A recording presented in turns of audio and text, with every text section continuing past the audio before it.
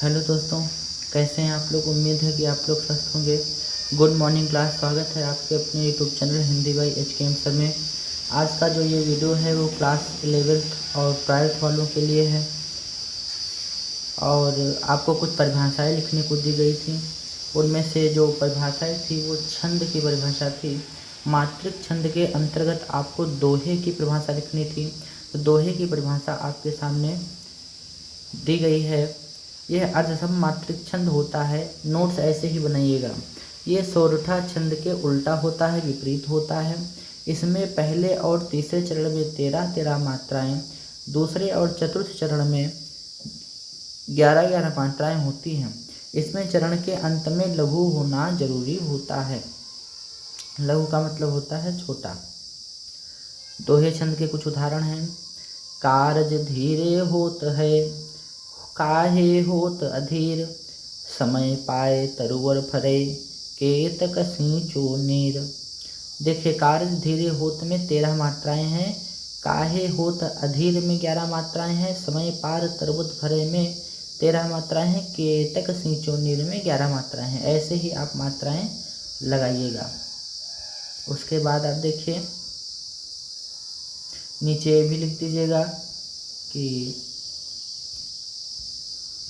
उपरोक्त उदाहरण में पहले और तीसरे चरण में 13, दूसरे और चौथे चरण में 11 मात्राएं हैं, इसलिए यहाँ यह दोहे छंद का उदाहरण है। इसी प्रकार दूसरा उदाहरण देख लीजिए। दूसरा उदाहरण ये है कि मुरली वाले मोहना, मुरली नेक बजाए, तेरी मुरली मन हरे, घर अंगना न सुहाए। आप उदाहरण 2-3 लिखिएगा, क्योंकि कभी कभी कुछ याद आता है आपको और कुछ आप स्किप कर जाते हैं, तो तैयारी आप पूरी रखिएगा। नेक्स्ट उदाहरण देखिए। श्री गुरु चरण सरोज रज, निज मन मुकुर सुधारी, बरनौ रघुबर विमल जसु, जो दायक फलचारी। ये भी आपका दोहे का उदाहरण है। एक और उदाहरण देखिए।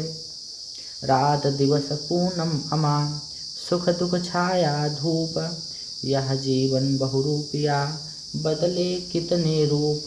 कोई सा भी आप उदाहरण लिख लीजिए और याद कर लीजिएगा। बड़ा हुआ तो क्या हुआ, जैसे पेड़ खजूर, पंथी को छाया नहीं, फल लागे अति दूर। ये भी दोहे छंद का उदाहरण है। देखिए दूसरा, देखिए आप सोरठा छंद। सोरठे की परिभाषा जो है, यह अर्धसम मात्रिक छंद होता है। यह दोहे छंद के विपरीत होता, उल्टा होता है। इसमें पहले और तीसरे चरण में 11, दूसरे और चौथे चरण में 13 मात्राएं होती हैं। यह दोहे का उल्टा होता है। विषम चरणों के अंत में, विषम का मतलब है 1 और 3 के अंत में एक गुरु और एक लघु होना जरूरी होता है।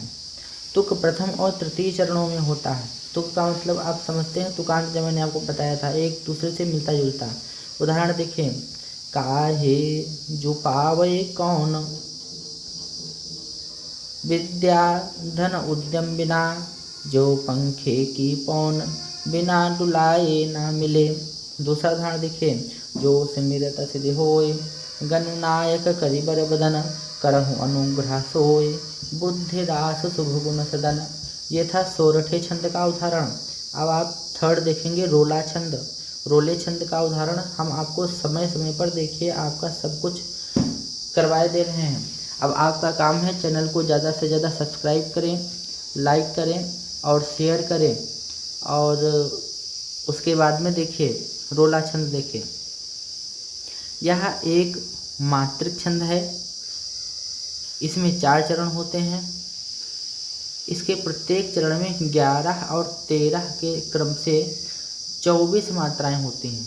अर्थात 11 मात्राएं और 13 मात्राएं मिला करके टोटल 24 मात्राएं होती हैं।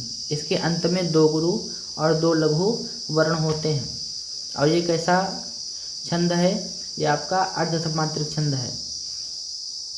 उदाहरण देखिए। नीलांबर परिधान, हरित पट पर सुंदर है, सूर्य चंद्र युग मुकुट मेखला रत्नाकर है, नदियाँ प्रेम प्रवाह फूल तारे मंडन है, बंदे जन खग वृंद शेष फन सिंहासन है। ये रोले का उदाहरण था। दूसरा उदाहरण देखिए। यही सयानो काम, राम को सुमिरन कीजय, पर स्वार्थ के काज शीस आगे धर दीजय। गीतिका आपको पढ़ना नहीं है, सामान्य वालों को उल्लाला भी नहीं पढ़ना है। अब आप डायरेक्ट चौपाई छंद पढ़ेंगे। लिखिएगा चौपाई छंद की परिभाषा। चौपाई छंद एक मात्रिक छंद होता है। इसमें 4 चरण होते हैं। इसके हर चरण में 16 मात्राएं होती हैं। चरण के अंत में गुरु या लघु नहीं होता है, लेकिन 2 गुरु और 2 लघु हो सकते हैं। अंत में गुरु वर्ण होने से छंद में रोचकता बढ़ जाती है। उदाहरण देखिए, यही विधि राम सबहि समझावा, गुरपद पदम हर्ष सिरु नावा, गणपति गौरी गिरी सुमनाई, चले अशीष पाई रघुराई। तो देखिए लास्ट में यहाँ पर 2 गुरु हैं, 2 गुरु, नावा में 2 गुरु, नाई में 2 गुरु, राई में 2 गुरु। इस